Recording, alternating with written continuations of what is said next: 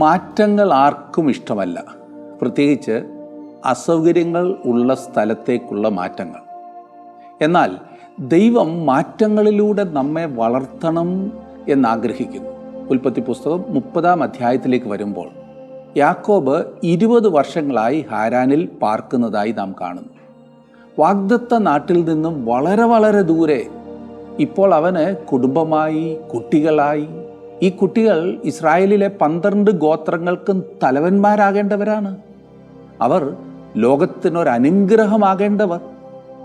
എന്നാൽ ആരാമ്യനായ ലാബാന്റെ കുടുംബത്തിൻ്റെ സ്വാധീനം യാക്കോബിനും അവൻ്റെ മക്കൾക്കും യോജിച്ചതല്ല എന്നറിയാവുന്ന ദൈവം യാക്കോബിനെ ആ ദേശത്ത് നിന്നും വെളിയിൽ കൊണ്ടുവരുവാൻ തീരുമാനിച്ചു.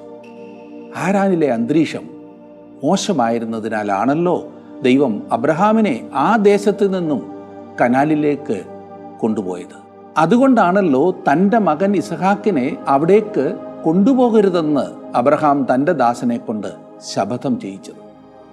എന്നാൽ യാക്കോബിൻ്റെ ഈ പ്രത്യേക സാഹചര്യം അവനെ ഈ അന്യദേശത്ത് കൊണ്ടെത്തിച്ചു. 20 വർഷം അവൻ അവിടെ പാർത്തു. ദൈവം അവിടെ യാക്കോബിനെ പരിശീലിപ്പിക്കുകയായിരുന്നു. ഞാൻ ചിലപ്പോൾ ചിന്തിക്കാറുണ്ട്, എന്തുകൊണ്ടാണ് ദൈവം യാക്കോബിനെ ഈ ഹാരാനിൽ വിട്ട് പരിശീലിപ്പിച്ചതെന്ന്. നിങ്ങളങ്ങനെ ചിന്തിച്ചിട്ടുണ്ടോ? ഇതുമായി ബന്ധപ്പെട്ടുള്ള 2 ചിന്തകളാണ് എൻ്റെ മനസ്സിൽ വരുന്നത്. ഒന്ന്, ജന്മനാ യാക്കോബിന് തൻ്റെ അമ്മയുടെ വീട്ടിലെ ചില സ്വഭാവങ്ങളുണ്ടായിരുന്നു. അത് ലാബാൻ്റെ പെരുമാറ്റങ്ങളിൽ പ്രകടമായിരുന്നല്ലോ. അത് ഒന്ന് ഉരുക്കി കീടമൊക്കെ കളഞ്ഞ് ശരിയാക്കണമെങ്കിൽ അത് ലാബാൻ്റെ അടുത്ത് മാത്രമേ സാധിക്കൂ. നമ്മുടെ തെറ്റുകളെ മനസ്സിലാക്കുവാൻ നമ്മെ സഹായിക്കുന്ന ഒരു നല്ല മാർഗമാണ് നമ്മുടെ തെറ്റുകൾ പോലെ തെറ്റ് ചെയ്ത് നമ്മെ ബുദ്ധിമുട്ടിക്കുന്നവരുടെ കൂടെ കഴിയുന്നത്. നിങ്ങളങ്ങനെ ചിന്തിച്ചിട്ടുണ്ടോ? ഇരുമ്പ് കൊണ്ട് മാത്രമേ ഇരുമ്പിനെ അടിച്ച് രൂപപ്പെടുത്താൻ സാധിക്കൂ. ചിലർക്ക് അങ്ങനെയുള്ള ഭാര്യയെ കിട്ടിയിട്ടുണ്ട്, ചിലർക്ക് അങ്ങനെയുള്ള ഭർത്താവിനെ കിട്ടിയിട്ടുണ്ട്, ചിലർക്ക് അങ്ങനെയുള്ള മക്കളെയും കിട്ടിയിട്ടുണ്ട്. അങ്ങനെ വരുമ്പോൾ ആ അല്പമെങ്കിലും വിവരമുള്ളവർ തങ്ങളുടെ തെറ്റുകളെക്കുറിച്ച് ചിന്തിക്കും, മനം തിരിയും. ഈ അമ്മാവൻ്റെയും അനന്തരവൻ്റെയും പെരുമാറ്റങ്ങൾ നാം ശ്രദ്ധിച്ചാൽ ഏകദേശം ഒരുപോലെയാണത്. മറ്റുള്ളവരെ ചതിച്ചും വേദനിപ്പിച്ചും സ്വന്തം കാര്യങ്ങൾ നേടിയെടുക്കുക, അത്രമാത്രം. യാക്കോബ് അത് ശരിക്കും അനുഭവിച്ചു. ഇത് ജഡം കൊണ്ട് ജീവിക്കുവാനുള്ള ശ്രമത്താൽ ഉണ്ടാകുന്നതാണ്. സ്വന്തം കഴിവുകൾ കൊണ്ട് ജീവിക്കുവാനുള്ള പരിശ്രമം, അതത്ര ഇവിടെ. പിന്നെ വല്ല അത്യാവശ്യവും വരുമ്പോഴൊക്കെ ദൈവത്തെ കൂടെ കൂട്ടുക, അത്രമാത്രം. യാക്കോബിനെ ഹാരാനിലേക്ക് ദൈവം വിട്ടതിൻ്റെ 2ാമത്തെ ഒരു ഉദ്ദേശമുണ്ട്. ഇസഹാക്കിന് കിട്ടിയതുപോലെ യാക്കോബിനും ഒരു ഭാര്യയെ കിട്ടുക എന്നതായിരുന്നു ആ ഉദ്ദേശം. കാരണമുണ്ട്. തൻ്റെ പുത്രനെ ഈ ഭൂമിയിലേക്ക് അയക്കുന്നതിന് ഒരു വംശത്തെ ഒരുക്കിയാണല്ലോ ദൈവം അബ്രഹാമിലൂടെയും ഇസഹാക്കിലൂടെയും യാക്കോബിലൂടെയും ചെയ്തുകൊണ്ടിരിക്കുന്നത്. അബ്രഹാം തൻ്റെ ദാസനെ അയച്ച് ഇസഹാക്കിന് ഒരു ഭാര്യയെ കണ്ടെത്തി. എന്നാൽ യാക്കോബ് തനിയെ പോയി കൊണ്ടുവരുന്നു. അങ്ങനെ യാക്കോബ് വർഷങ്ങൾ ലാബാനു വേണ്ടി വേല ചെയ്തു. ഇപ്പോൾ ദൈവത്തിൻ്റെ ആജ്ഞ അനുസരിച്ച് വാഗ്ദത്ത നാട്ടിലേക്ക് തിരികെ പോകുവാൻ അവൻ ഒരുങ്ങുകയാണ്. എന്നാൽ യാക്കോബിനെ വിടുവാൻ ലാബാന് പരിപാടിയില്ല. അവൻ്റെ വാക്കുകൾ കേട്ടാൽ തോന്നും മരുമകനോടുള്ള ഭയങ്കര സ്നേഹം കൊണ്ടാകുന്നു എന്ന്. ഒരിക്കലുമല്ല. ലാബാന് യാക്കോബ് ഒരു നല്ല അടിമയായിരുന്നു, വിശ്വസ്തനായ അടിമ. യാക്കോബിന് തിരിച്ചൊന്നും പറയാൻ വയ്യാത്തതുപോലെ ബന്ധനത്തിലാണ് ഇപ്പോൾ. അടിമപ്പണി ഒരു രസവും ഉള്ള ഒന്നല്ല. ഇപ്പോൾ യാക്കോബ് പോകുവാൻ തന്നെ തീരുമാനിച്ചു. തൻ്റെ അടിമത്തത്തിൽ നിന്നും വെളിയിൽ വരുവാൻ അവൻ ഉറച്ച തീരുമാനമെടുത്തു. തൻ്റെ ഭാര്യമാർ ആ തീരുമാനത്തെ അങ്ങേയറ്റം അനുകൂലിച്ചു. നാം ഒക്കെ അകപ്പെട്ടു പോകുന്ന ചില അടിമത്തങ്ങളുണ്ട്. അതിൽ നിന്നും വെളിയിൽ വരുവാൻ ബോധപൂർവമായ ശ്രമം ആവശ്യമാണ് സുഹൃത്തെ. ഇന്നത്തെ ജീവസന്ദേശ പരിപാടിയിൽ നാം ശ്രദ്ധിക്കുവാൻ പോകുന്നത് ഇതത്രേ, യാക്കോബിൻ്റെ തീരുമാനത്തിൻ്റെ ശക്തി. ഒരുമിച്ച് നമുക്ക് പഠിക്കാം. 31-ാം അധ്യായത്തിന്റെ 16-ാം വാക്യം വരെയാണല്ലോ നാം ചിന്തിച്ചത്. ഇന്ന് 17 മുതൽ ഈ അധ്യായത്തിന്റെ ഒടുവിൽ വരെയുള്ള ചിന്തകളെ നമുക്ക് ഒരുമിച്ച് പഠിക്കാം. 17 മുതൽ 19 വരെയുള്ള വാക്യങ്ങളിൽ നാം വായിക്കുന്നത്, അങ്ങനെ യാക്കോബ് എഴുന്നേറ്റ് തന്റെ ഭാര്യമാരെയും പുത്രന്മാരെയും ഒട്ടകപ്പുറത്ത് കയറ്റി, തന്റെ കന്നുകാലികളെയൊക്കെയും താൻ സമ്പാദിച്ച സമ്പത്തൊക്കെയും താൻ പദ്ദാൻ അരാമിൽ സമ്പാദിച്ച മൃഗസമ്പത്തൊക്കെയും ചേർത്തുകൊണ്ട് കനാൻ ദേശത്ത് തന്റെ അപ്പനായ ഇസഹാക്കിന്റെ അടുക്കൽ പോകുവാൻ പുറപ്പെട്ടു. ലാബാൻ തന്റെ ആടുകളെ രോമം കത്രിപ്പാൻ പോയിരുന്നു. റാഹേൽ തന്റെ അപ്പനുള്ള ഗ്രഹവിഗ്രഹങ്ങളെ മോഷ്ടിച്ചു. ഇവിടെ ഇതാ ഒരു പ്രത്യേക കാര്യത്തിന്റെ രസകരമായ ഒരു വെളിപ്പാട്. യാക്കോബ് എഴുന്നേറ്റ് എത്രയും പെട്ടെന്ന് അവിടെ നിന്നും യാത്രയാവുന്നു. തന്റെ ജ്യേഷ്ഠനിൽ നിന്നും രക്ഷപ്പെട്ടോടുമ്പോൾ ഇതേ കാര്യം തന്നെയാണ് അന്നും അവൻ ചെയ്തത് എന്ന് ഓർക്കുമല്ലോ. ഇപ്പോൾ യാക്കോബ് തന്റെ അമ്മാവനെ വിട്ട് ഓടിപ്പോകുന്നു. എന്നാൽ ഇപ്പോൾ സംഭവിച്ചതൊന്നും അവന്റെ കുഴപ്പം കൊണ്ടല്ല. ഇതിനുവേണ്ടി അവൻ തയ്യാറായതാണെന്നുള്ളത് വ്യക്തമാണ്. അവന്റെ കന്നുകാലികളും ദാസീദാസന്മാരുമെല്ലാം പുറപ്പെടുവാൻ തയ്യാറായി കഴിഞ്ഞു. അതിന്റെ കൂട്ടത്തിൽ ഒരു കാര്യം കൂടെ എഴുതിയിരിക്കുന്നത് ശ്രദ്ധിച്ചോ? റാഹേൽ തന്റെ അപ്പനുള്ള ഗ്രഹവിഗ്രഹങ്ങളെ മോഷ്ടിച്ചു.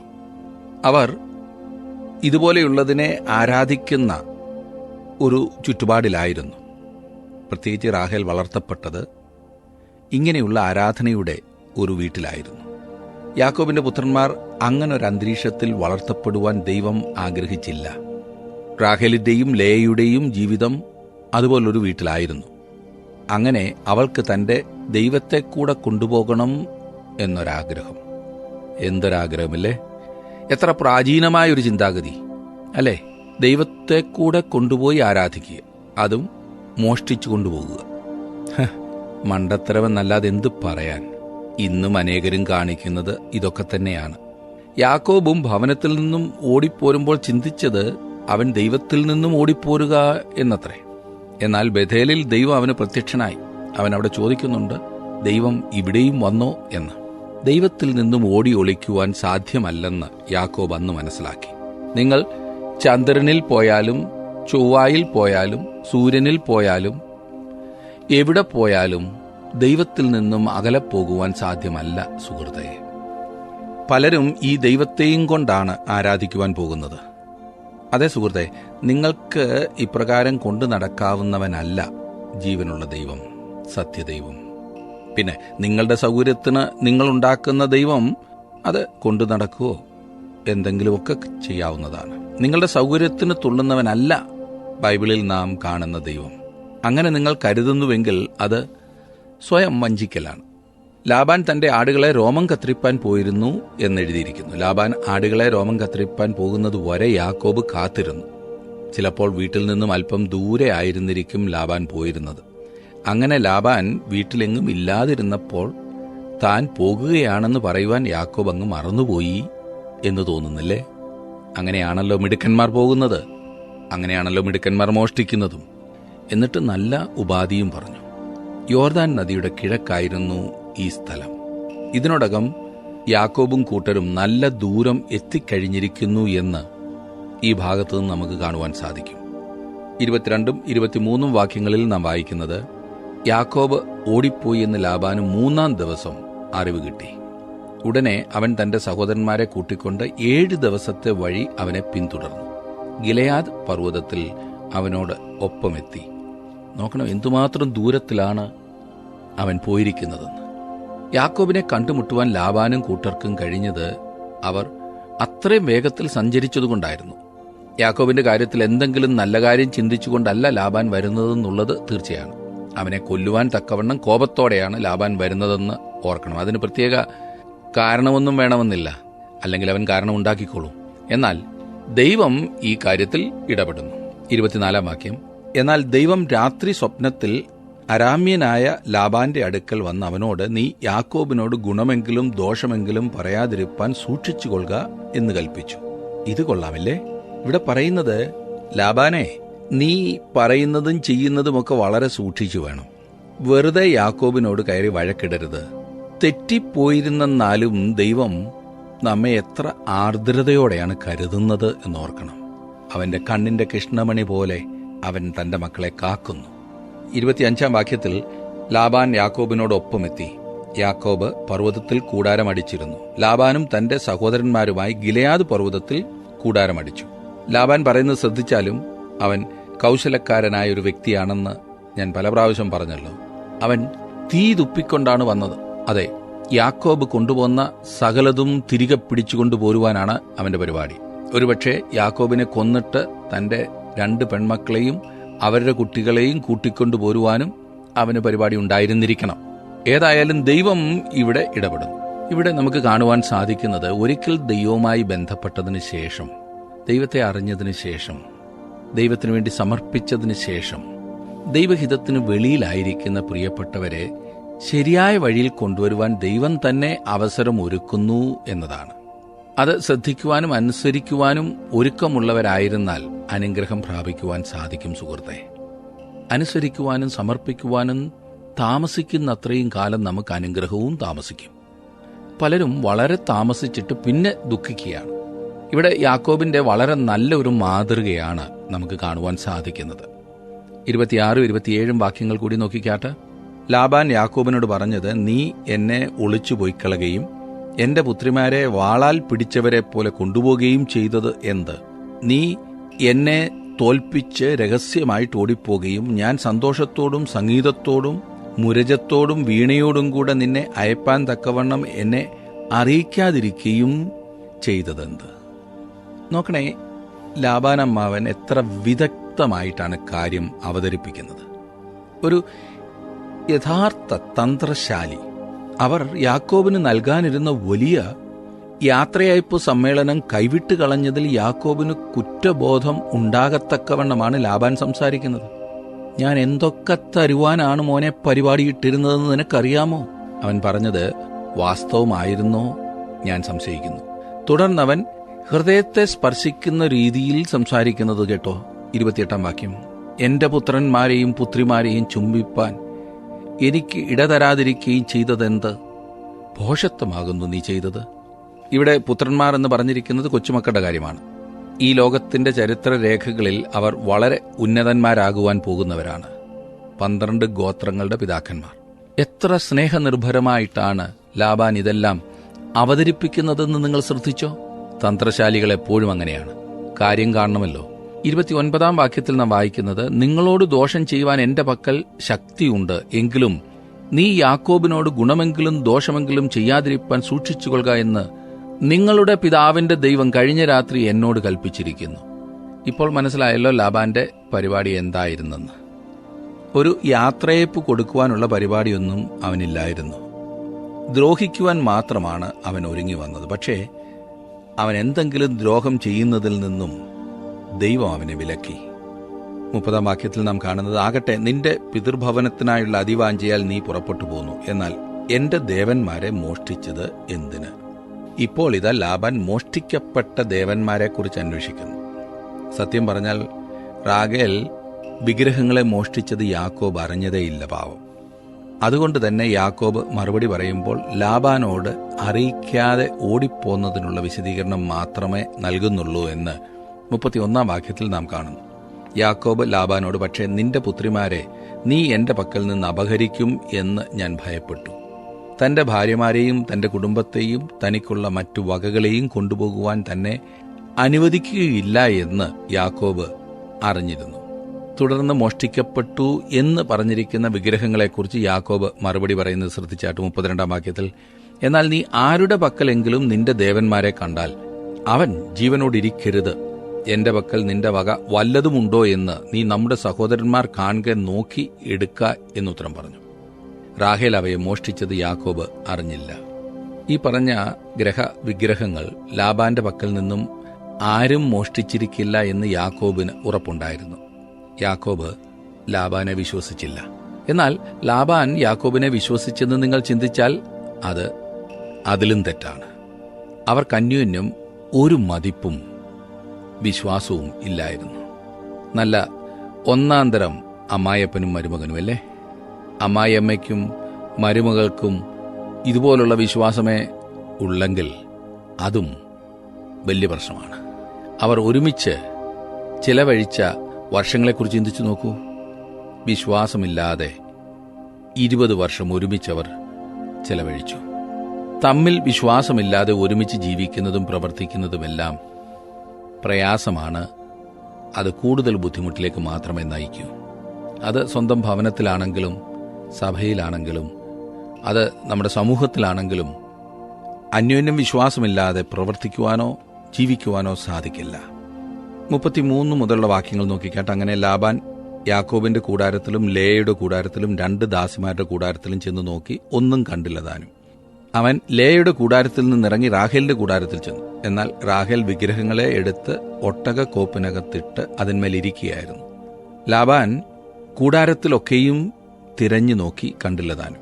അവൾ അപ്പനോട്, യജമാനൻ കോപിക്കരുത്, നിന്റെ മുമ്പാകെ എഴുന്നേൽപ്പാൻ എനിക്ക് കഴിവില്ല, സ്ത്രീകൾക്കുള്ള മുറ എനിക്ക് വന്നിരിക്കുന്നു എന്ന് പറഞ്ഞു.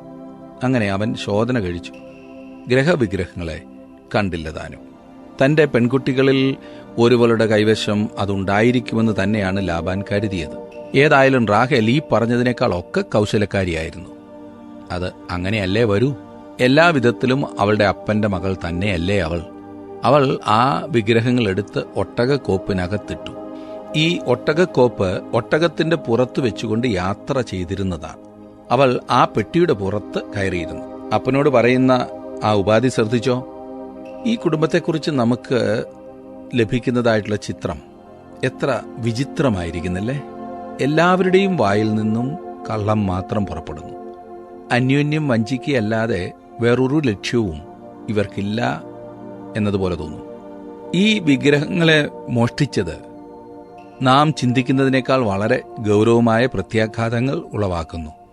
ഇവയെ വെച്ചിരുന്ന് ആരാധിക്കുമെന്നോ ഇത് ഉരുക്കി വിറ്റ് പണമുണ്ടാക്കുമെന്നോ ഒന്നുമല്ല ഇവിടുത്തെ പ്രശ്നം. പിന്നെയോ ആ കുടുംബത്തിലെ ഗ്രഹവിഗ്രഹങ്ങൾ ആരുടെ കൈവശമാകുന്നുവോ ആ വ്യക്തിയായിരിക്കും ആ ഭവനത്തിന്റെ നായകൻ.